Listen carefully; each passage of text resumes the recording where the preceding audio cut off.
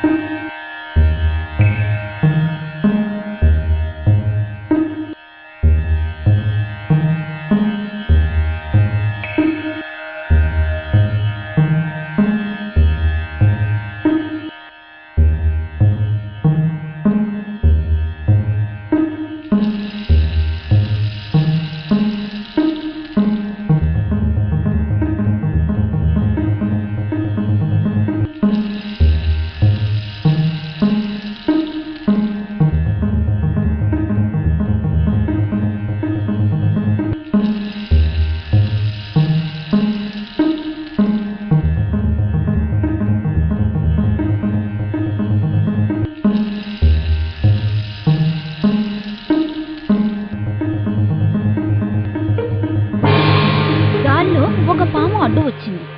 పామును చూసిన వెంటనే ఎలుక భయపడిపోయింది. అది వేగంగా పరుగులు తీయడం మొదలుపెట్టింది. దాంతో ఎలుక మీద కూర్చుని ఉన్న వినాయకుడు కింద పడిపోయాడు. కింద పడిపోగానే అప్పుడే కడుపు నిండా భోంచేసిన వినాయకుని పొట్ట పగిలిపోయింది. ఇదంతా చూస్తున్న చంద్రుడు పక్కున నవ్వేశాడు.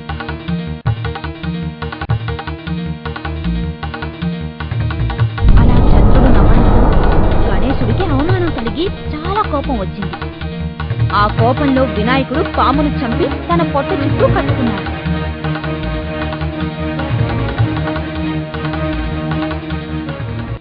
చంద్రుణ్ణి వెంబడించాడు. చంద్రుడు ప్రాణం కోసం పరుగులు తీశాడు.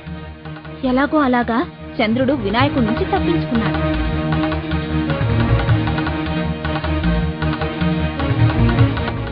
చంద్రుడు తన ఇంట్లో దాక్కున్నాడు.